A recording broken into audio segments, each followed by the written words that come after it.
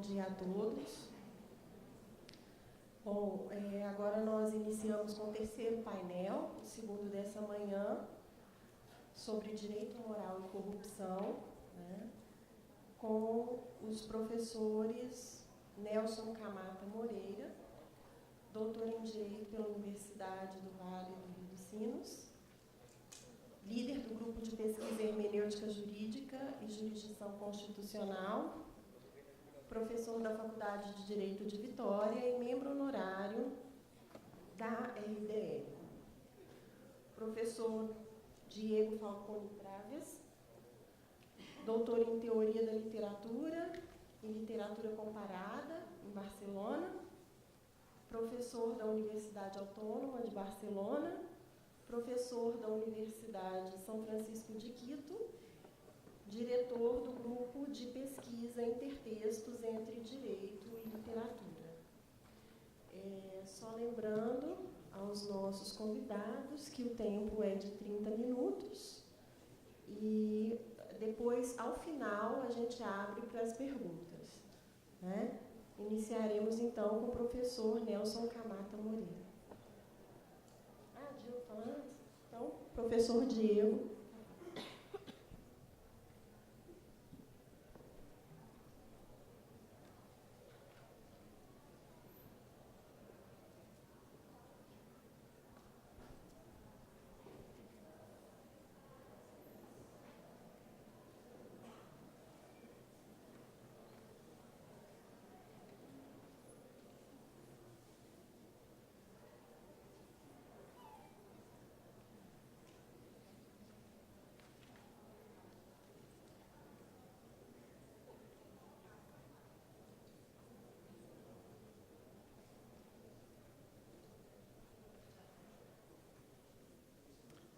Bom dia, buenos días. En primer lugar, yo quería agradecer la invitación del profesor André Cara y reconocer su labor por trascender fronteras. Además, quería agradecer a los organizadores de este evento por la cálida bienvenida y espero que nos volvamos a ver en diferentes sitios del mundo. Yo lamento no hablar portugués, lamento no hablar brasileiro. Pero bueno, vengo a presentarles a Cervantes, así que espero que el idioma español, el castellano, sirva para que reflexionemos respecto a nuestro autor. Lo que les vengo a presentar hoy se titula, y ahí pueden ver, El cerco de Numancia, corrupción social y ética corporal del drama cervantino. Esta es una investigación del grupo de investigación Intertextos entre el Derecho y la Literatura. Comienzo. La fama de Miguel de Cervantes, lo sabemos, no proviene de sus obras teatrales. Tal como argumenta el teórico Robert Marest, gran parte de las obras dramáticas cervantinas no llegaron a presentarse en su época, pues reinaba otro escritor, Lope de Vega, y su escuela teatral que rigió en aquellos años. Fin de cita. Efectivamente, Miguel de Cervantes no será recordado por sus obras de teatro, sino que será recordado como narrador, como novelista, como ya se ha hablado aquí, por ejemplo, el gran autor del Quijote. Sin embargo, a 500 años de su muerte, es imposible no analizar la complejidad en el conjunto de su obra. Y por tanto, sus textos dramáticos tienen que ponerse en la palestra para intentar dar cuenta de nuevas lecturas que posibiliten reafirmar su estatuto como autor clásico. Esta mañana me propongo realizar una relectura a partir de uno de los textos teatrales más significativos del autor, de Miguel de Cervantes, El cerco de Numancia.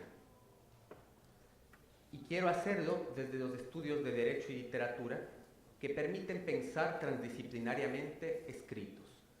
Especialmente yo voy a utilizar las herramientas que vienen del comparatismo literario y de la filosofía del derecho como ramas emparentadas.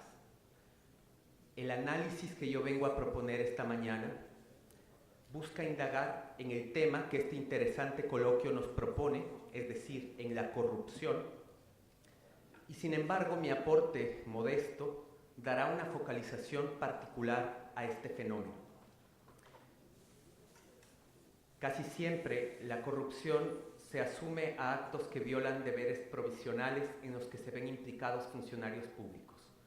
En mi caso, sin desconocer esto, busco hacer un estudio que aterrice la corrupción desde una perspectiva material que focalice en el cuerpo humano, el cuerpo que ustedes y yo tenemos, como fundamental para comprender este concepto. Me centro en los estudios de la filosofía del cuerpo, que desde Merleau-Ponty y pasando por autores como Emmanuel Levinas, Hannah Arendt, Michel Foucault, Judith Butler o Adriana Cabarero, han buscado complejizar la relación ética que se despierta en el diálogo político cuando hablamos de cuerpo. Precisamente, y siguiendo esta pauta que la antropóloga Mary Douglas nos da en un texto, Purity and Danger, propongo vincular el cuerpo social y el cuerpo individual, en este caso el cuerpo social y el cuerpo individual corrompidos, para entender otros posibles alcances de la corrupción como concepto jurídico-político en el discurso bioético. Bien, yo vengo entonces a hablarles de esta obra que se llama El cerco de Numancia. El cerco de Numancia es una reconstrucción pseudohistórica de la batalla numantina, que es el último combate de una famosa guerra, la celtibérica, ocurrido en los siglos III y II a.C. Es interesante porque la historia de Numancia tiene 3 periodos de historización. El primero, que corresponde a los historiadores clásicos, a Tito Livio, a Piano de Alejandría, a Alfonso el Sabio, que relatan que la guerra de Numancia sufrió el exterminio total de los habitantes de Numancia. Lo que ocurría es que Roma, en su afán expansionista, cuando estaba en Hispania, en lo que hoy corresponde a España, cercó la ciudad de Numancia. Por eso se llama el texto El cerco de Numancia. Y lo que hizo es aniquilar a todos sus habitantes. Esta es la primera historización. Hay una segunda historización.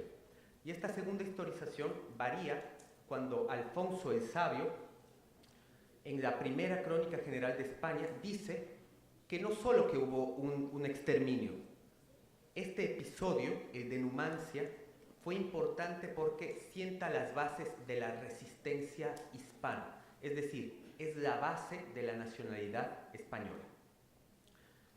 Hay, sin embargo, una tercera historización, que viene sobre todo a cargo de Mosén Diego de Valera, que en 1481 dice en su Crónica de España abreviada, que no solo que hubo un exterminio, que no solo este es el símbolo de la resistencia hispana, sino que además los numantinos se suicidaron por honor.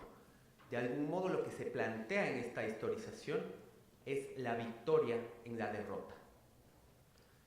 Y esto podemos ver, por ejemplo, este es Numancia, ustedes pueden ver, está en el centro y estaba cercada por los romanos. Y esto puede verse, lo que les digo, esta tercera parte de la historización, esta muerte por mano propia, este suicidio, puede verse, por ejemplo, en este lienzo que se llama Los últimos días de Numancia, de Juan Muro, de 1880. Y miren precisamente estos 3 personajes que están aquí, se están suicidando, están tomando su propia vida, para hablar de ese heroísmo. Estas 3 versiones, estas 3 historizaciones de la batalla de Numancia están dentro del texto literario El cerco de Numancia de Cervantes. ¿Por qué escribe este texto Cervantes? ¿Y por qué utiliza estos intertextos? ¿Por qué absorbe estos textos en su propia obra? Y es porque le permitían posicionar temas heroicos y populares en esa reciente y cada vez más fuerte nación española. Se había anexado Europa, pronto empezarían las colonizaciones en América y por tanto este era un tema popular. Al mismo tiempo, de acuerdo a José María Díez, posicionar un tema como este en esa época era importante porque permitía esquivar la compleja censura que existía en las obras teatrales de esa época. Resalto, sin embargo, como señala el crítico Thorstein Bauer-Funker, que este texto no es un texto que tenga un sentimiento patriótico inequívoco, sino uno de aquellos, y esto es muy importante, que pone en tensión una serie de idearios. Es decir, utiliza la batalla, utiliza este género épico-trágico, pero hay complicaciones aquí. Por ejemplo, el hecho de que España empieza a convertirse en una nación expansionista, y sin embargo se utiliza este texto que hace una crítica al expansionismo. Al mismo tiempo, se utiliza el periodo de Numancia, de la batalla de Numancia, sabiendo que los numantinos eran bárbaros, es decir, eran paganos, y por tanto esta complejidad entre la corona católica española, que de algún modo asume este rol pagano, no deja de ser curioso. Y al mismo tiempo se critica a Roma, su expansionismo, pero al mismo tiempo se apela a esa fuerza bélica. Esto, que les digo desde una perspectiva temática, se puede ver desde una construcción literaria. Si hacemos un análisis filológico de esta obra, y cito a Fernando Romo Feito, la palabra se mueve en la obra entre lo épico y lo patético, y no hay espacio para la lírica, es decir, para que el autor domine totalmente a su héroe. El cerco de Numancia usa un registro de novela, más que de una obra de teatro en el que hay una multiplicidad de voces que se enfrentan. Por esto yo he escogido esta obra, El cerco de Numancia, porque me parece que es un texto que traza tensiones, no es un texto fácil, no es un texto simple, es un texto lleno de paradojas que se le escapan incluso al propio Cervantes. Y también porque hay múltiples voces y por tanto múltiples cuerpos. Siguiendo la noción de escenario de Peter Woodridge, él comenta que hay ciertas obras que representan subjetividades que aparecen y que desaparecen en el texto y en escena, y que pueden dar pistas sobre el entendimiento, en este caso de la corrupción de modo amplio en el cuerpo. Este es un texto además actual, este es por ejemplo una representación que se hizo en Salamanca este año, en julio de 2016, con pretexto del aniversario de los 500 años de la muerte de Cervantes, pero que de algún modo está todavía circulando dentro del consumo cultural de las personas que están en España, que estamos en España. Quiero pasar ahora a una reflexión sobre la lengua y sobre el cuerpo. Me interesa analizar en el diccionario cómo de algún modo aparece la palabra corrupción, porque como yo les dije, yo vengo a tratar de calzar todo esto desde una perspectiva crítica de los estudios del cuerpo, desde la bioética. El primer diccionario de la lengua española aparece en 1729. Es el diccionario de autoridades.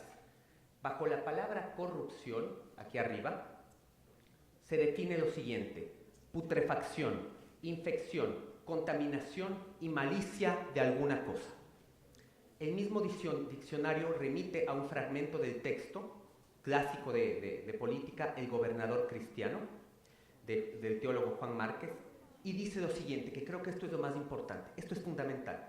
Es decir, utiliza el texto, el diccionario utiliza el texto de una obra político-filosófica, y dice lo siguiente: es principio, aquí está, es principio de buena filosofía que toda corrupción nace del cuerpo.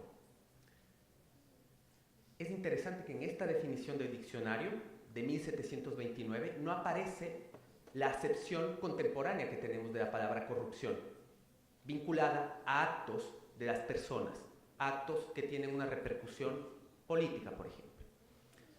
Sin embargo, en el segundo diccionario, en el de 1780, aparece por primera vez la acepción tradicional, que está aquí, y dice: sobornar o cohechar al juez o persona con dádivas o de otra manera. Asimismo, aparece otra acepción interesante para el derecho y para la literatura, donde se señala que la corrupción es una alteración de un libro o de un escrito. Sin embargo, a pesar de que, como podemos ver, nos empezamos a alejar de esa noción tradicional de la corrupción vinculada al cuerpo, hay otras dos definiciones que hablan justamente de la corporalidad. La primera tiene que ver con el estupro o con la violación de una mujer virgen, y la segunda con la diarrea, con esta enfermedad que tiene que ver con el cuerpo. ¿Por qué cito esto? Mary Torras francés comenta que en los procesos de modernización de la lengua y del saber, el cuerpo empieza cada vez a rechazarse más. Y en el siglo XIX, la perspectiva normativa de algún modo quería, en su deseo de hacer una ciencia jurídica, examinar al cuerpo lo más lejanamente posible. De hecho, a la filosofía del cuerpo no le ha interesado, es decir, siempre está por ahí, pero solamente Merleau-Ponty empieza a tratar de pensar el cuerpo de manera fenomenológica. Sin embargo, esos rastros del cuerpo, a pesar de que el racionalismo intenta borrar el cuerpo, intenta borrar la carnalidad, esa carnalidad permanece. Es parte de la definición iniciática de lo que es, por ejemplo, la corrupción. Y en este sentido quiero pensar en la corrupción porque, desde una perspectiva corporal, porque me parece que se ha tratado de evitar hablar de cuerpos, pensar el cuerpo cuando hablamos de corrupción. Y creo que ese es un error. Como vemos en la definición contemporánea del diccionario, aparece esta ambivalencia entre mostrar y esconder el cuerpo. Bien, hay una cuestión que tengo que resolver antes de seguir adelante. Y es respecto al Cerco de Numancia, que es una obra épica, sobre todo, que se desarrolla en un caso de guerra, y la corrupción. Porque nuestra noción de corrupción generalmente no incluye el derecho internacional y menos aún un estado de guerra, y tengo que tratar de resolver esto. Sabemos que la corrupción casi siempre se relaciona a los delitos de prevaricación, cohecho, tráfico de influencia, fraudes y negociaciones prohibidas. Propinas, como creo que se dice aquí, según me han contado. Sin embargo, Juan Bautista Alberdi comenta que la corrupción puede también relacionarse con la guerra. Cuestión que es importante para el texto que busco analizar. Él desarrolla este concepto de guerra como crimen, se acaba de morir esto, de guerra como crimen, perdón, que es aquella que busca como objeto la conquista, la destrucción estéril, la mera venganza, pero que en sus medios ocurre cuando es por traición, por dolo o por corrupción. En la obra aparece una apelación a esta guerra injusta, a esta guerra que es legal pero dolosa, traicionera, y a la vez corrupta. Y tengo aquí las primeras citas de Cervantes, porque creo que es importante que quienes trabajamos desde la literatura y el derecho no nos olvidemos del texto. Yo creo que muchas veces el texto se vuelve pretexto, y yo creo que eso es peligroso. Siempre hay que rescatar el texto, y perdónenme que traiga estas citas que corresponden a un español antiguo, que es difícil de entender para un nativo como yo y seguramente para ustedes, pero creo que es fundamental que volvamos al texto y que no usemos el texto como pretexto. Y en este sentido, por ejemplo, para hablar de la guerra criminal, cito a este personaje que es un numantino, es un general, y él es el que más conciencia de la ley tiene. Y dice que nunca de ley y fueros del Senado romano se apartara, si el insufrible mando y desafueros de un cónsul y otro no le fatigara. Ellos, con duros estatutos fieros y con extraña condición avara, pusieron tan grande yugo a nuestros cuellos. Como pueden ver, en esta cita, de algún modo se expresa, por un lado, la fuerza de la ley. Estamos hablando de la guerra legal. Tradicionalmente toda guerra es legal si cumple con la normativa interna y si teóricamente busca defender el territorio y las personas. Estamos hablando de una guerra ilegal. Es un tema muy complicado, tampoco puedo entrar en él. Pero empieza a gestarse esta idea de que esta es una guerra injusta. Y hay otras dos citas que no voy a leer por tema de tiempo, pero que tienen que ver justamente con esa noción. Cómo la guerra está bien declarada en Numancia, cómo cumple con todos los requisitos y sin embargo es una guerra injusta que esconde de algún modo esta corrupción, que es a donde quiero llegar. En este sentido, una de las cosas más interesantes, y aquí ya empiezo a hablar del cuerpo, es ¿qué esconde esta guerra? Sabemos que las guerras siempre traen muerte, por hambre, por destrucción, y sin embargo Cervantes es muy hábil para decirnos por qué ocurre la muerte, por qué se da este fenómeno doloroso pero inevitable para los seres humanos en Numancia. Y esta cita es preciosa, creo que es esta, no, perdón, es esta, en la cual Marquino, que es el hechicero de Numancia, empieza a hablar con un ciudadano. Hay un joven que ha muerto, no se sabe por qué, no se sabe si por hambre, si por horror y tal, y ellos empiezan a discutir por qué murió. Marquino dice, ¿dónde? Dices, Milvio, que está el joven triste, en esta sepultura está encerrado. ¿De qué murió? Murió de mal gobierno. La flaca hambre le acabó la vida, peste cruel salida del infierno. En fin, ¿qué dices que ninguna herida le cortó el hilo del vital aliento? Ni fue cáncer, ni llaga su homicida. A mí me parece que esta cita es vital, porque morir de mal gobierno no es lo mismo que morir en una guerra. De algún modo, además Cervantes, de modo muy hábil, no nos aclara qué gobierno es el que mató a este joven sin nombre. El gobierno de Numancia sigue funcionando, de hecho tiene embajadores y funcionarios, y cabe preguntarse, ¿podría una sociedad, porque una cosa que no les dije, perdónenme, la batalla de Numancia, el cerco de Numancia, dura 16 años, y por esto se toma como un espacio de resistencia hispana, ¿no? Porque 16 años lograron resistir a los romanos. Pero yo me pregunto, desde una perspectiva más realista, ¿podría una sociedad invadida durante 16 años sobrevivir si no fuese a partir de una serie de actos al margen de la legalidad? ¿Es posible pensar en tráficos de influencias, fraudes y negociaciones prohibidas, pero escondidas en el relato de Numancia? Y lo que yo digo es, mi hipótesis es, probablemente sí.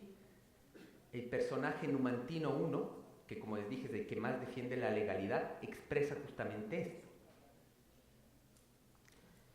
Cuando él va a hablar con Escipión, que es el personaje histórico, Escipión el africano menor, le dice lo siguiente: Numancia, de quien yo soy ciudadano, inclito general, a mí me envía, como el más fuerte capitán romano, a pedirte, señor, la amiga mano, en señal de que cesa la porfía, tan trabada y cruel de tantos años, que ha causado sus propios y tus daños. En este texto, lo que nos está diciendo Cervantes es que la guerra de Numancia, esta guerra de imposición, esta guerra de conquista, esta guerra injusta, se da por propios, es decir, por los numantinos y también por los invasores. Por tanto, está hablando de unos actos que se dicen y que no se dicen. Está tratando de ocultar la corrupción, que de hecho es lo que pasa constantemente en los gobiernos de hoy en día. Se habla de la corrupción, pero inmediatamente se la trata de ocultar. No podemos hablar claramente de ella. Y de algún modo, Cervantes, por la censura, por el tema de recepción de la época, hace este mismo juego, que me parece fundamental. Por tanto, Numancia estaba corrompida por actos que no se dicen y que se ocultan. Cervantes saca sutilmente ese silencio y utiliza un cuerpo sin nombre para ello. Empiezo ya con lo más importante, con la recta final de mi exposición, que es tratar de pensar cuerpo y corrupción.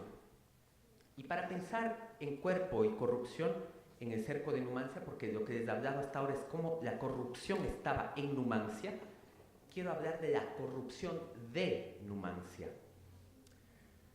En la obra de teatro, o mejor dicho, en el texto teatral, se relata a Numancia como un territorio golpeado por el hambre, la enfermedad y la pobreza que se genera de una guerra, que parecería que los romanos no quieren ganar y que se extiende a lo largo del tiempo, 16 años exactamente.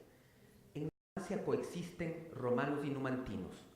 Los romanos se caracterizan por una mezcla de pereza, hastío y venganza, pero son fuertes. Los numantinos, en cambio, tienen un aire heroico y reivindicativo, pero marcada por una necesidad material. El territorio de Numancia es como un fruto podrido que se encuentra suspendido entre el árbol y el suelo. Para hacer el análisis de Numancia, yo no hago o no voy a utilizar los personajes tradicionales de la épica. No me interesa, porque justamente quiero hacer un análisis desde dos conceptos que no puedo desarrollar. Me gustaría, si quieren, después de las preguntas podemos hacerlo, que son el concepto de precariedad y vulnerabilidad, que me parece que son conceptos que tienen que ayudar a pensar este principio tan distendido en los derechos humanos, que es el de la dignidad del cuerpo. La filosofía contemporánea está empezando a cuestionar esa palabra, la dignidad, y quizás pensar el cuerpo desde su carácter precario, desde su carácter vulnerable, nos permita tener acercamientos éticos más interesantes y más ricos. Por tanto, voy a citar dos personajes un poco extraños. El primero es un personaje fascinante. Es un personaje que además está literalmente enunciado como el cuerpo, en este caso cuerpo amortajado o el cuerpo. ¿Qué es un difunto? Es una persona que está muerta. Aquí hay un poco de la tradición senequista, porque Séneca utilizaba ciertos personajes oscuros relacionados con la brujería, con el paganismo en sus obras. Y aquí aparece un poco esto. Este personaje, el del cuerpo, es revivido. Revivido además de que hay una vinculación con Lázaro, con la tradición cristiana. Y este personaje, el cuerpo, se convierte en el oráculo, el que da el destino de Numancia.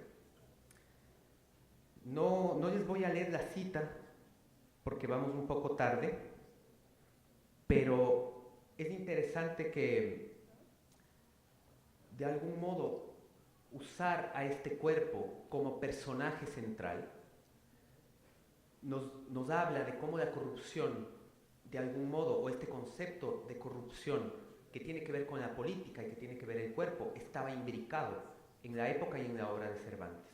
De algún modo pensar en este cuerpo que revive, que luego muere, que es un oráculo, que es carne podrida, que es lo que hoy podríamos llamar un zombie, de algún modo nos sirve para ratificar eso que decía el filósofo Spinoza, que es: nadie sabe lo que puede un cuerpo.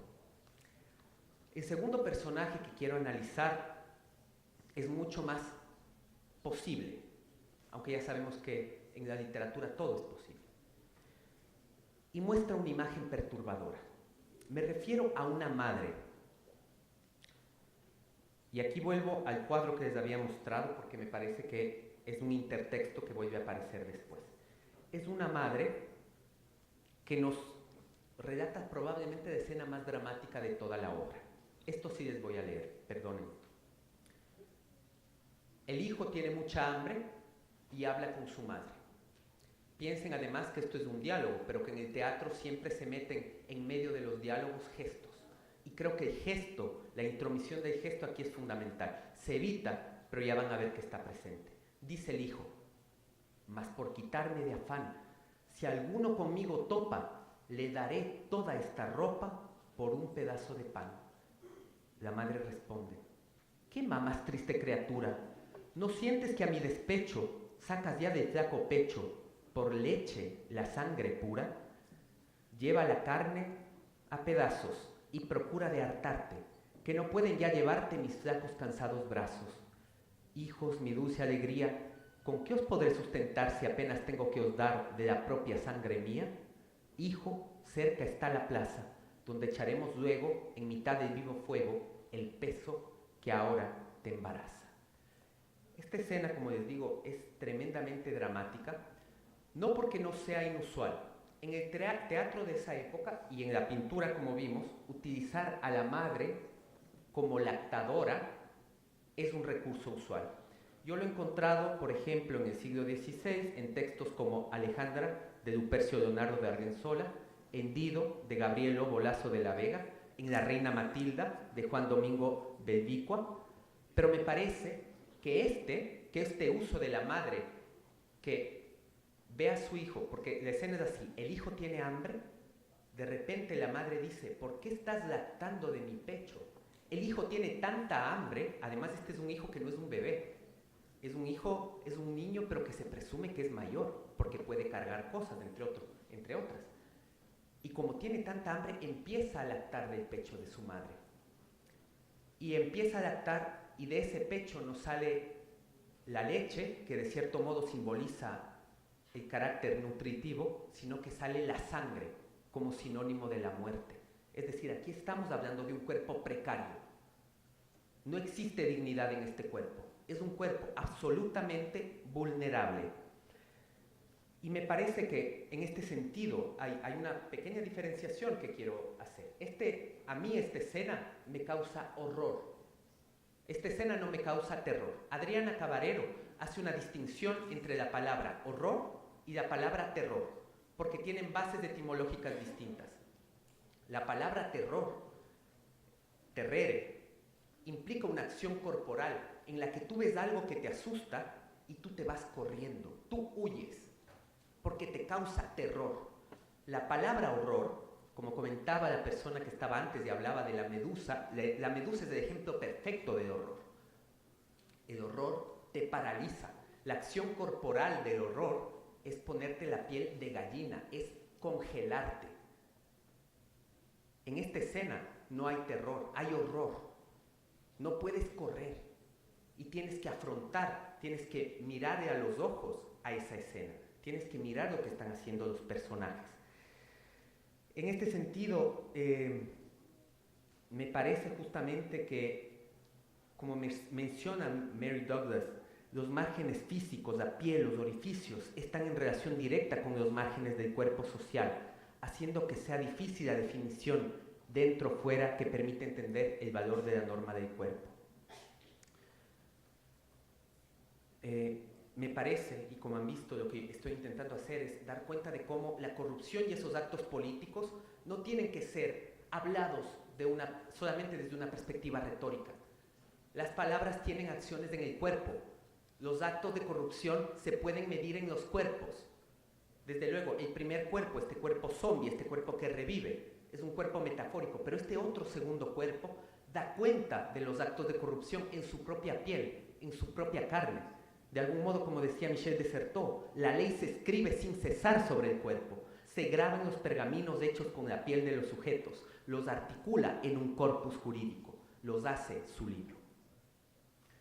Termino con la última parte, con el giro de tuerca final que quiero hacer, que tiene que ver con la jerarquía de cuerpos.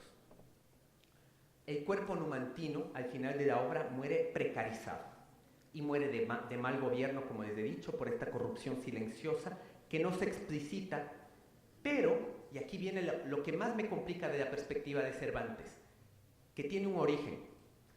Es decir, esta corrupción debe partir por lógica de algún lugar.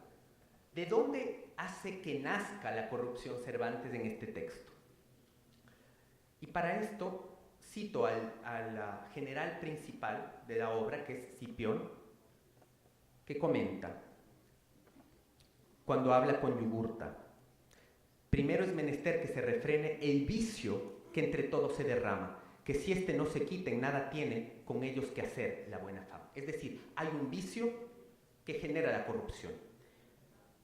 Y este me parece que es el texto clave para argumentar justamente quién es el responsable de esta corrupción.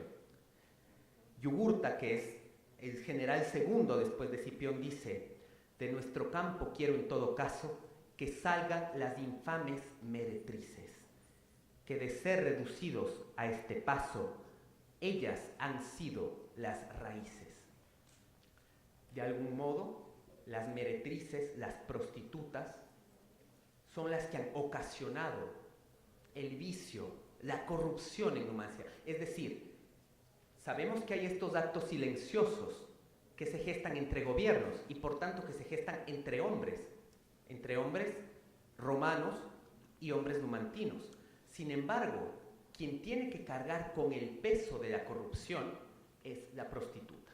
Esto no es casual y esto es absolutamente común. Y tiene que ver, desde luego, y aquí me estoy apoyando en los estudios feministas y los estudios de género, con esta figura de la prostituta que proviene de la tradición bíblica como mujer fatal, que no lleva solamente al hombre a la muerte, sino que lleva a la muerte a toda la nación. Por ejemplo, Dalila con Sansón. Y que este es un refrito que vuelve a aparecer en el siglo XIX, cuando se fortalece la figura de la mujer fatal, que es cuando aparece justamente el feminismo. De algún modo, el cuerpo de la mujer, y perdón, ya que hay otro tema, porque se habla que en este vicio, en esta guerra que no se puede ganar, las culpables son las meretrices que están teniendo sexo seguramente con los soldados y no permiten que todo avance, y se habla también en una parte del pecado nefando. El pecado nefando es lo que hoy conoceríamos como homosexualidad. Es decir, parecía que había un vicio, al igual que con Sodoma y Gomorra, ¿no?, que tuvo que destruirse y que son de algún modo los que ocasionan que haya esta corrupción. Es decir, es un modo muy sencillo para decir, la corrupción es culpa de ellos. No vamos a hablar de todos esos actos corruptos que han llevado a que un cuerpo muera de mal gobierno, pero sí vamos a decir que las raíces tienen que ver con este cuerpo. Es decir, cuando yo hablo de cuerpo no solo hablo de la universalidad del cuerpo, sería absurdo, porque hemos visto en el siglo XX que hay distintos cuerpos que empiezan a reclamar un lugar en el espacio, y desde luego en el espacio jurídico. Tengo que dar cuenta también de esta pirámide de cuerpos, en la cual ciertos cuerpos, nunca mejor dicho, sirven como carne de cañón. Son los que asumen la responsabilidad, en este caso, de la corrupción. Monique Wittig, una teórica feminista, no en vano decía que existe un contrato social heterosexual, que esa es la base constitucional, en realidad. Y por otro lado, Kate Millett definía el patriarcado como un régimen político normativo. Es decir, aquí estamos hablando desde una perspectiva de los estudios de género, de que no todos los cuerpos pueden ser precarizados y vulnerabilizados de la misma forma. Concluyo. Cervantes usó una historia muy anterior a la suya para imaginar a la España del siglo XV. ¿Podríamos nosotros, cinco siglos después, usar el cerco de Numancia para imaginar una historia hispana hoy en día? Según el CIS, que es el Centro de Investigaciones Sociológicas en España, la corrupción es el problema que preocupa a los españoles y que más ha subido en 2 décadas. Aquí pueden ver el cuadro de cómo ha subido la preocupación de los españoles respecto a la corrupción. Sin embargo, hoy en día, en esta extraña época electoral que vive España, cuando se habla de corrupción, que es un tema del que se habla todo el tiempo, casi todos los partidos hablan de conceptos, normativas, políticas, relatos, pero pocas veces entienden su relación directa con los cuerpos. Es decir, el cuerpo no es parte, los cuerpos no son parte de este debate que implica la corrupción. Yo creo que es imperioso volver a pensar la materialidad del cuerpo y su jerarquía histórica para el análisis jurídico y para entender que las normativas tienen una incidencia directa en la carnalidad. Hablando en el terreno del derecho, me parece que usar el cuerpo como metáfora del daño provocado por los actos de corrupción es solamente un tibio inicio. Tampoco será suficiente dar cuenta, tal como he hecho ahora, de cómo los actos de corrupción inciden materialmente en la precarización de los cuerpos. Creo que el paso siguiente, creo que lo importante, si me preguntan qué sueñas tú respecto a la corrupción y al cuerpo, mi sueño es que entendamos la corrupción como encarnación y que empecemos a reparar a los cuerpos precarizados por los actos de corrupción. No me satisface solamente que la reparación, por ejemplo, sea que un funcionario vaya a la cárcel. ¿Qué pasa con esos cuerpos? ¿Cómo reparamos a los cuerpos de las madres, de los hijos, de las personas que están en esa pirámide de corporalidad? Mientras tanto, mientras se cumple este sueño, por ejemplo, creo que la literatura, el teatro y los gestos que éste muestra y esconde deben llevarnos, como en caso de Cervantes y su cerco de Numancia, a recordar el poder de la carne para repensar la ética por encima de la épica, o en todo caso, para empezar a pensar una posible épica de la carne. Muchas gracias.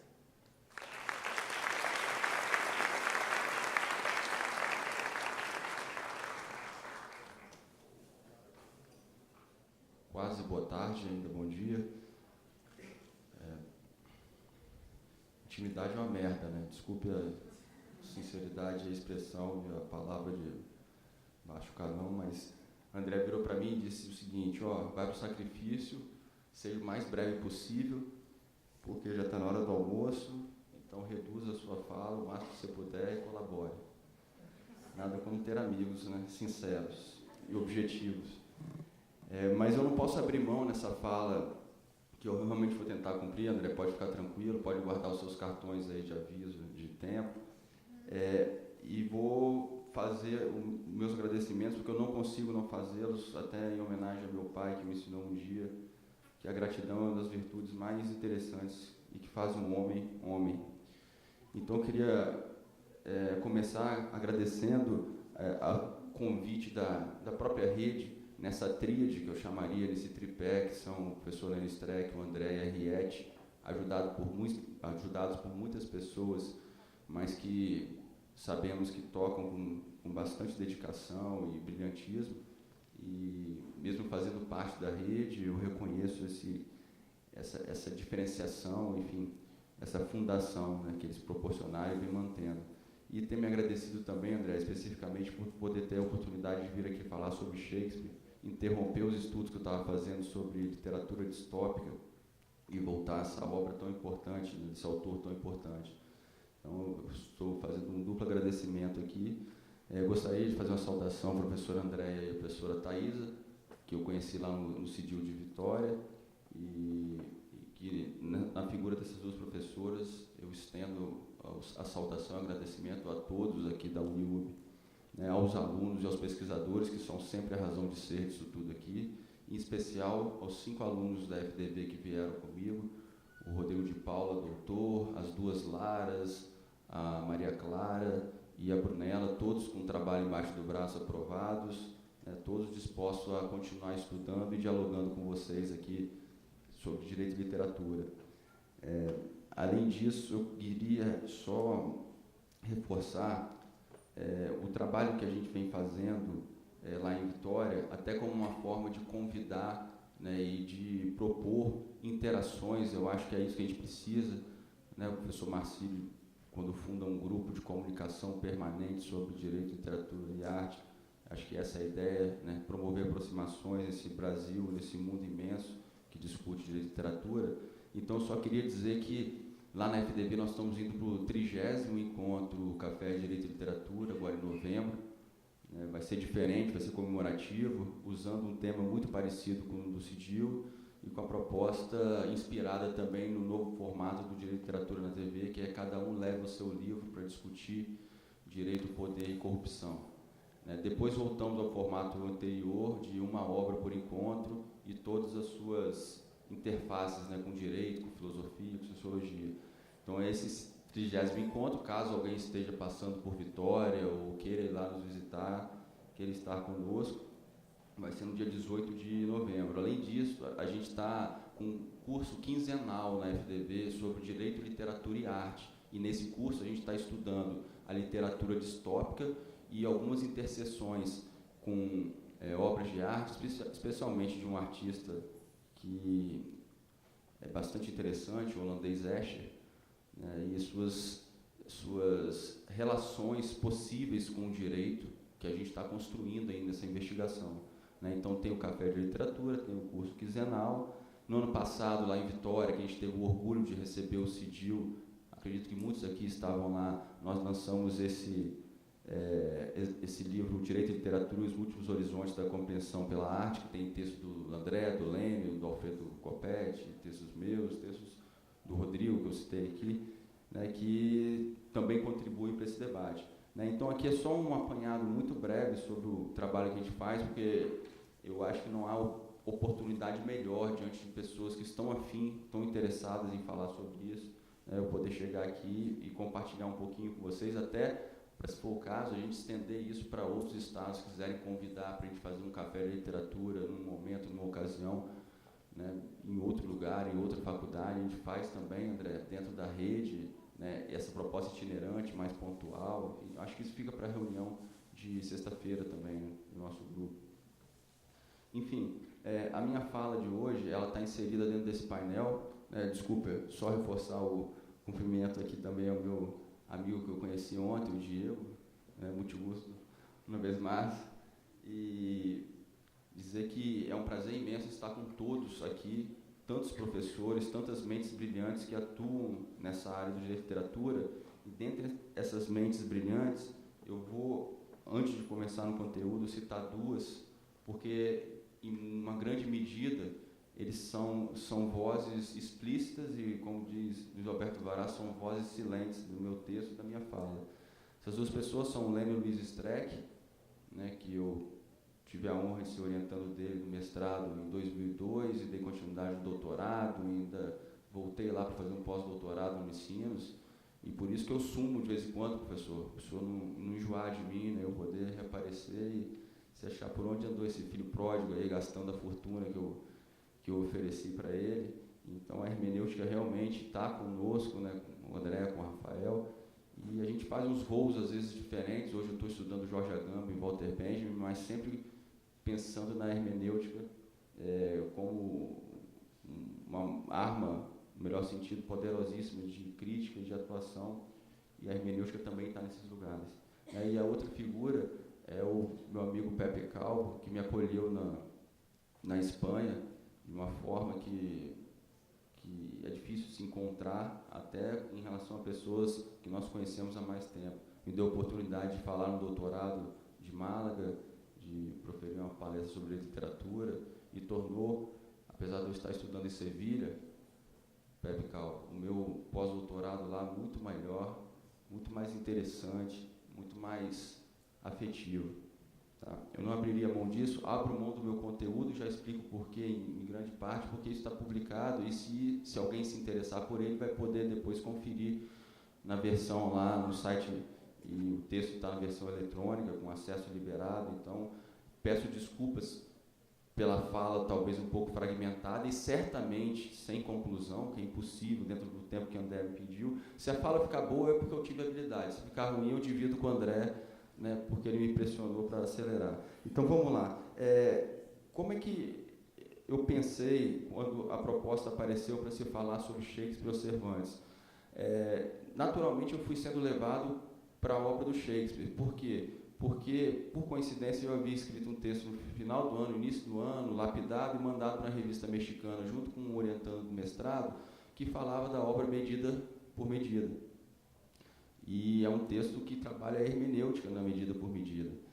E depois disso, no Café de Literatura número 28, que foi no mês de junho desse ano, nós também discutimos medida por medida. Então seria um desperdício não aproveitar as provocações e os debates para estar aqui, tentando contribuir para o nosso CIDIL. Então, nesse sentido, professor Lênio, eu vou, lógico, aproveitar, dentre as batalhas de Dom Quixote que você apresentou ontem, aquela em que você usa, para combater alguns moinhos, a obra medida por medida, e também a sua apresentação, que eu nem ousaria tentar repetir. Então, de certa forma, o professor Lênio já contextualizou a história, que envolve Cláudio, que envolve Ângelo em suas duas fases, que envolve Julieta, a amada de Cláudio, que envolve Isabel ou Isabela, a irmã do Cláudio, que são os protagonistas, que são os personagens principais dessa obra. Talvez, só para rememorar em um minutinho, eu lembre para contextualizar aqui, mas eu faço remissão à apresentação do mestre de ontem à noite. Repito, essa fala que eu estou apresentando para vocês, ela está na revista de Direitos Humanos e Estudos Sociais do México.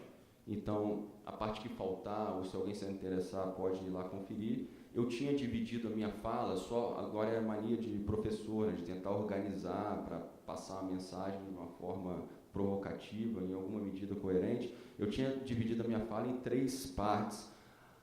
E iria começar do final para o começo, do fim para o início, mas eu vou começar do início. Explico por quê. Porque a última parte seria a recepção do discurso da jurisprudência dos valores no direito constitucional brasileiro e a ponderação como uma porta aberta para a discricionariedade. É aqui que eu tento dialogar com o professor Lênio, lógico, falando de Alex, de Dworkin, da crítica de Virgílio Afonso da Silva e das insuficiências que, ao meu ver, a hermenêutica filosófica sai na frente em relação a esse tema. O problema de se confundir com os princípios com valores e, consequentemente, o direito com a moral.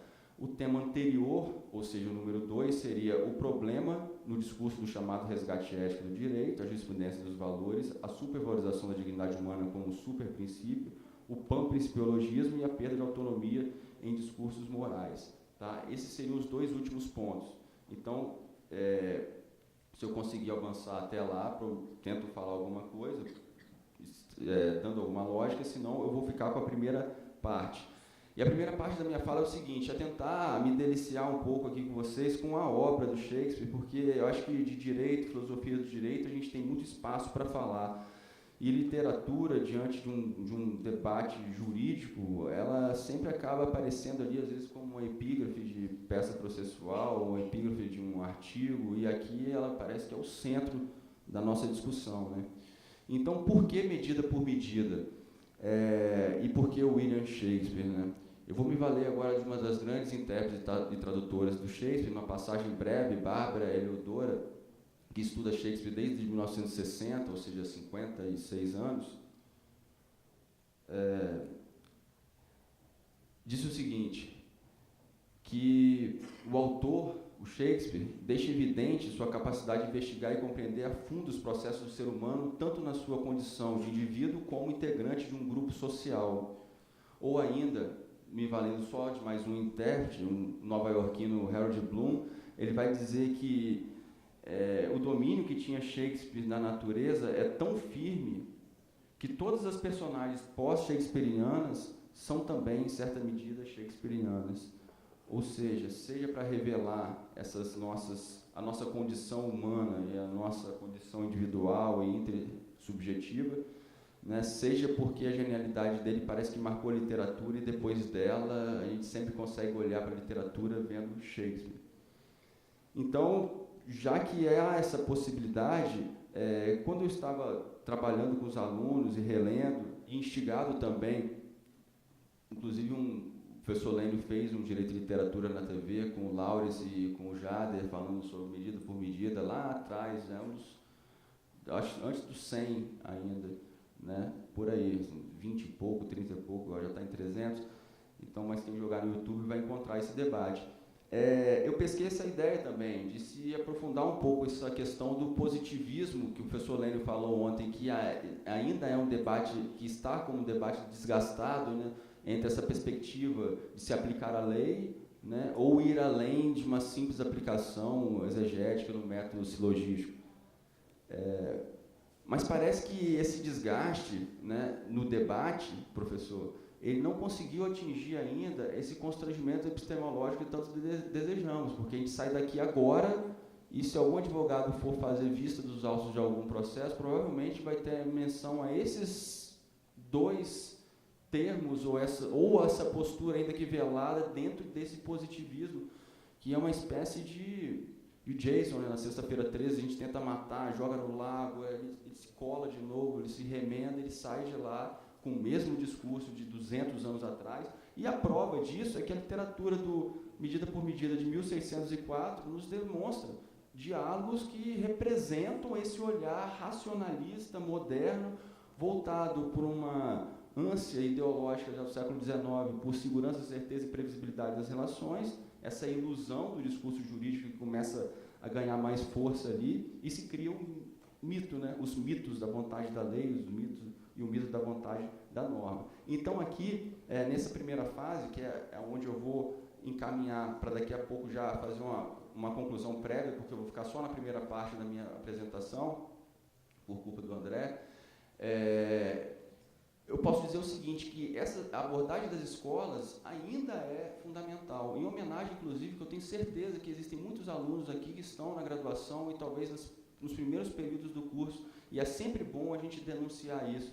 Eu acho que aquilo que eu aprendi em 2002, lá na primeira vez que eu fiz a cadeira do professor Lênio, porque depois eu fiz mais 2 ou 3 vezes como ouvinte, depois do doutorado, essa questão da hermenêutica como um fator de como a própria epistemologia, como um constrangimento e como uma forma de ser no mundo que, se não resolve, pelo menos nos protege, né, contra alguns discursos e nos alimenta para continuar seguindo nessa caminhada. Fizeram a pergunta ontem sobre como continuar se os problemas acabarem. Os problemas não vão acabar e é por isso que a gente precisa da hermenêutica.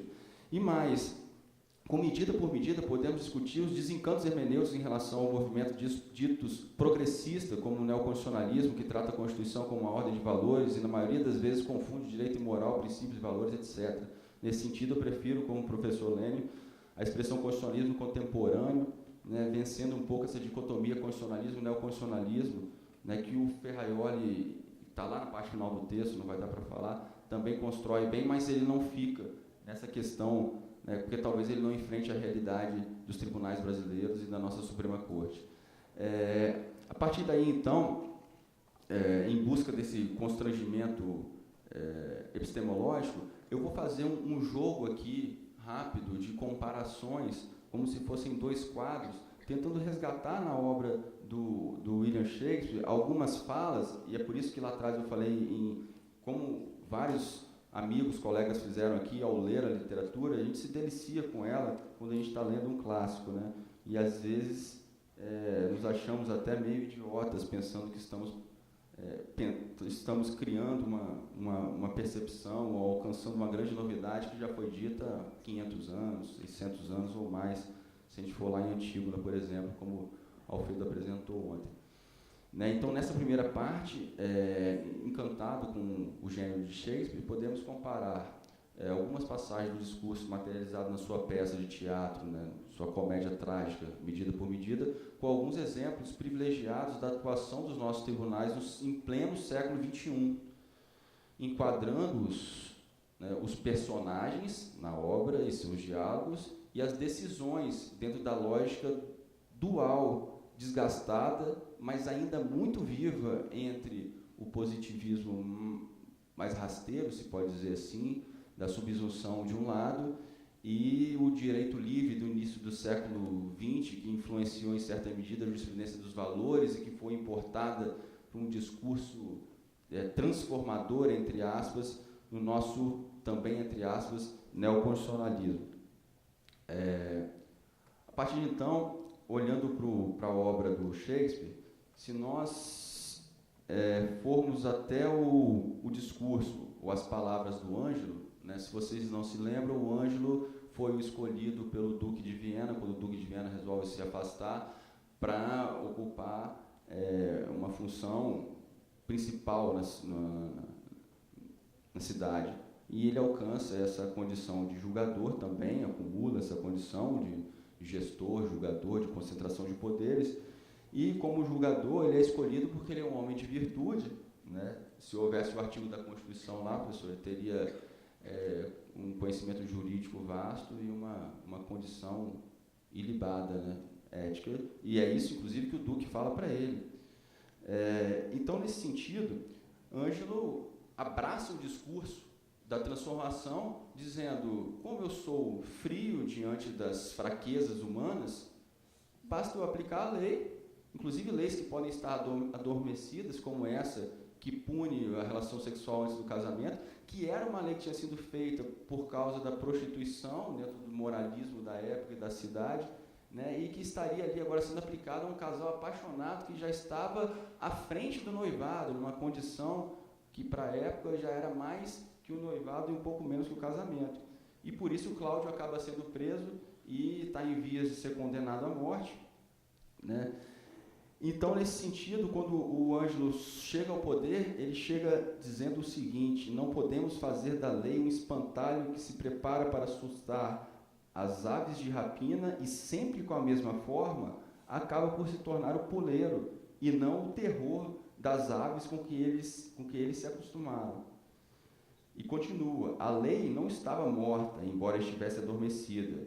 Esses muitos não teriam ousado perpetrar esse mal se o primeiro que infringiu o decreto tivesse respondido por seus atos. Agora a lei está bem acordada. Então, abram os olhos que lá vem o discurso da lei e ordem, em nome da segurança jurídica e da paz social. E aí uma outra passagem também de Ângelo,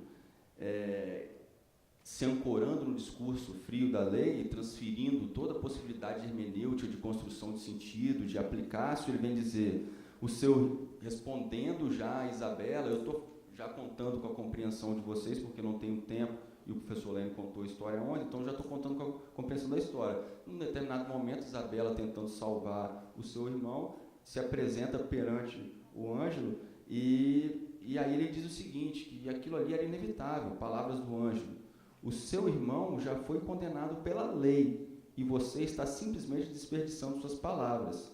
Encontre seu consolo, linda donzela, no fato de ter sido a lei, e não eu, a condenar seu irmão. Palavras do nosso Ângelo na obra de Shakespeare, em 1604.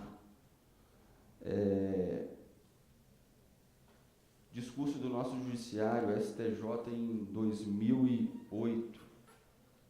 Agora, num agravo regimental no recurso especial, vou pegar só o trecho, para não perdermos tempo aqui com emenda e tudo mais, em que o julgador diz o seguinte, o tribunal diz o seguinte, tendo a decisão percorrido o iter lógico para aplicar o fato descrito a normas assinalada, não basta a parte, nas razões sucursais, alegar genericamente que houve falha nesse processo de subsunção. Né? Então, o discurso da segurança jurídica em 2008, esse julgamento aqui, pautado pela segurança dessa metodologia na aplicação da lei que se chama subsunção. Então, aqui a gente consegue já, e isso na aula é maravilhoso você levar para a sala de aula, principalmente com alunos que estão estudando teoria do direito, e você começar com Shakespeare e demonstrar e explicar o que é a subsunção, o que é a vontade da lei, vontade do legislador, essa transferência. Você pode fazer uma crítica epistemológica, você pode fazer uma crítica ideológica ao período que se constrói isso. Né? Então, esse é o que nós podemos chamar do primeiro Ângelo, né? O Ângelo aplicador da regra. O Ângelo tem uma passagem que um personagem vai dizer, o Ângelo que tem neve derretida nas veias. Né? Sensacional essa alusão que o personagem faz à frieza do Ângelo na aplicação da norma. Por outro lado, fazendo um salto aí, eu não tenho a pretensão aqui, nem tempo de abordar os diálogos e possíveis conexões entre as escolas, mas pegando o contraponto dela, que o professor Lênin também citou ontem, e talvez eu vou aproveitar para exemplificar aqui, aprofundar uma coisa ou outra, mas se pegarmos a escola do direito livre, que foi uma espécie de resposta no início do século XX, né, a esse hermetismo do direito em torno da lei e a impossibilidade do juiz de falar algo além do que ali estava escrito, como se ele já não fizesse isso, né, como se as verdades semânticas se fechassem, né, nos diversos signos e nunca houvesse interpretação, mas quer dizer, já havia a ilusão da não interpretação, mas ali houve a primeira ruptura com essa suposta aceitação. Nesse sentido, já tentando romper com esse discurso, né, da aplicação pura, seca e fria da lei, aparecem algumas pistas na obra de Shakespeare, e eu vou citar algumas passagens também muito breves, né, em que os personagens dizem assim, agora talvez já mudando essa perspectiva fechada, essa perspectiva tão presa ao discurso da norma. O Duque, né, fazendo já um início de movimento, professor em 1604 do direito livre, ele vem dizer assim, a sua liberdade de ação é igual à minha. A sua liberdade de ação, né, se referindo ao Ângelo, isso é um diálogo logo no início do livro, quando o Duque passa o poder, o Duque sai da cidade e passa o poder ao Ângelo. Ele diz assim, a sua liberdade de ação é igual à minha no que tange a aplicar ou abrandar a lei, faça o que lhe parecer bom à sua alma. Em outras palavras, se ele tivesse lido o livro do professor Lênin ali, ele ia colocar uma nota de rodapé, decida conforme a sua consciência, neste caso, nos casos concretos que se lhe apresentarem. Mais à frente, Ângelo diz que, já num diálogo dentro do desenrolar do enredo, quando ele é procurado por Isabela, irmã de Cláudio, que tenta salvar a vida de Cláudio, o Ângelo, aí já vamos chamar, né, o Ângelo 2, vai dizer que ela não precisa temer, né, e o irmão dela não precisa morrer se ela lhe conceder o seu amor. Isabela já estava começando os seus estudos para ser freira, noviça, e o Cláudio se encantou ali na conversa que foi mudando da aplicação da lei, agora para essa negociação em torno de um outro possível sentido da lei, desde que ela tendesse a esse desejo íntimo dele. Aí vem a resposta dela, né, aspas para as palavras do Shakespeare: ó bocas perigosas que trazem em si uma única língua que tanto condena como aprova, tanto ordens as leis para que estas se curvem diante de suas vontades, fisgando ao mesmo tempo o certo e o errado, ao apetite que os puxa e ao tempo o certo e o errado, ao apetite que os puxa ao bel prazer. Né? A crítica já reconhecendo essa manipulação no discurso da norma. Trazendo um pouco para o judiciário brasileiro, não dentro dessa paixão, talvez, e talvez também possa acontecer, né, voltada para o interesse próprio, satisfazer a própria lascívia, mas sim numa perspectiva de se querer transformar o sentido da norma. E aqui eu faço, porque os exemplos são muito bons, né, eu me valho de exemplos que já são difundidos, mas que são emblemáticos, talvez para quem não conheça, para os professores estrangeiros, que nós tivemos uma passagem, por exemplo, numa ação de controle de constitucionalidade de um ministro já aposentado, Eros Roberto Grau, que ele diz: a Constituição diz o que nós, juízes dessa corte, dizemos que ela diz. Se voltarmos a Ângelo, né,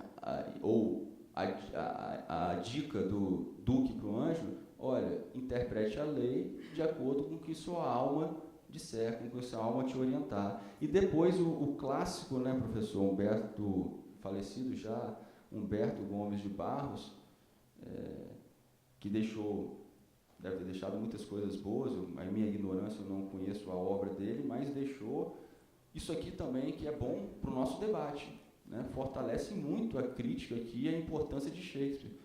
Porque o ministro Humberto de Gomes Barros disse o seguinte: não importa o que pensam, muitos de vocês já ouviram, mas eu gosto de reler porque às vezes eu não acredito até hoje. Enquanto for ministro do Supremo, não importa o que pensam os doutrinadores, enquanto for ministro do Supremo Tribunal de Justiça, assumo a autoridade de minha jurisdição. O pensamento daqueles que não são ministros deste tribunal importa como orientação. A eles, porém, não me submeto. Interessa conhecer a doutrina de Barbosa Moreira ou Atos Carneiro. Decido, porém, conforme minha consciência. Precisamos estabelecer nossa autonomia intelectual para que este tribunal seja respeitado. É preciso consolidar o entendimento de que os senhores ministros Francisco Peçanha Martins e Humberto Gomes de Barros decidem assim porque pensam assim. Aí já vem a crítica: o STJ decide assim porque a maioria de seus integrantes pensa como esses ministros. Esse é o pensamento do Superior Tribunal de Justiça e a doutrina que se amolde a ele. Já é o professor Lênio criticando: é fundamental expressarmos o que somos, ninguém nos dá lição, não somos aprendizes de ninguém. Quando viemos para este tribunal, ministro, corajosamente assumimos a declaração de que temos notável saber jurídico, uma imposição da Constituição Federal. Pode não ser verdade. Em relação a mim, certamente não é, mas, para efeitos constitucionais, minha investidura obriga-me a pensar assim. Ou seja, nada mais espantoso ao ler uma passagem como essa em pleno século XXI, o julgamento é de 2008, se eu não me engano, é um agravo regimental no recurso especial, perante esse ministro atuando pelo STJ. Mas, quando olhamos para uma obra de 1604 e percebemos essa aproximação, notamos o quanto é importante utilizarmos a literatura, né, seja ela shakespeariana ou de outra autoria, para entendermos como se perpetua ainda um movimento, como ainda somos reféns desse discurso ideológico da modernidade, né, voltado para essa busca de certeza, essa esperança na ilusão jurídica, na ilusão da segurança jurídica, e como se formou a partir daí,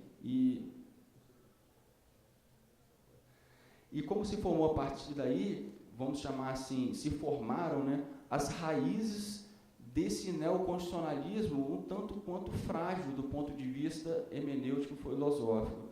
Parece, professor, quando falamos assim do neoconstitucionalismo, que somos contra as transformações proporcionadas pela Constituição ou sugeridas pelo seu texto. Não, ao contrário, né, queremos que ela aconteça, mas que aconteça respeitando a autonomia do direito, aconteça sabendo enxergar o lugar onde os debates morais devem ser travados e em que medida eles podem, efetivamente, eles orientam os princípios, mas se eles entram no discurso jurídico, como isso pode ser controlado. Já que não podemos controlar a formação do jurista e obrigá-los a ensinar e aprender literatura, né, pelo menos deveríamos, com a literatura, tentar promover esse chamado constrangimento epistemológico. A continuidade desse constrangimento viria com esses dois momentos que eu já li para vocês, que são passagens em forma de ementa.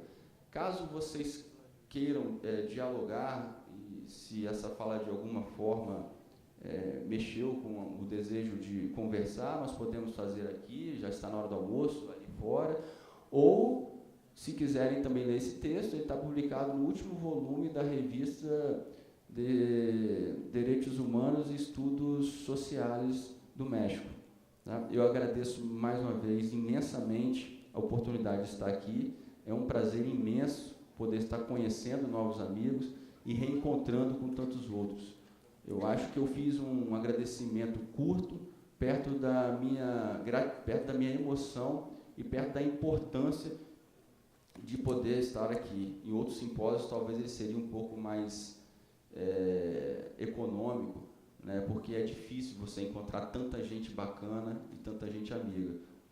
Um último aviso, semana que vem, na FDV, caso alguém se interesse, nós estamos recebendo um pensador brasileiro que é uma referência mundial e leciona na França há 40 anos, chamado Michel Lévy, e junto dele, o professor que o recebe bienalmente na Unicamp, porque eles têm um acordo da Universidade de Paris com a Unicamp, de pesquisa, e esse professor se chama Márcio Seligman Silva, Prêmio Jabuti em 2006, né, crítico literário, filósofo, tradutor, e essa dupla vai estar lá conosco numa parceria que nós firmamos com o programa de pós-graduação em História e Geografia da Universidade Federal. Né? Quem, repito, estiver por Vitória ou quem quiser ir lá, não deixe de avisar, de nos procurar, que eu farei o máximo para recebê-los da melhor forma possível.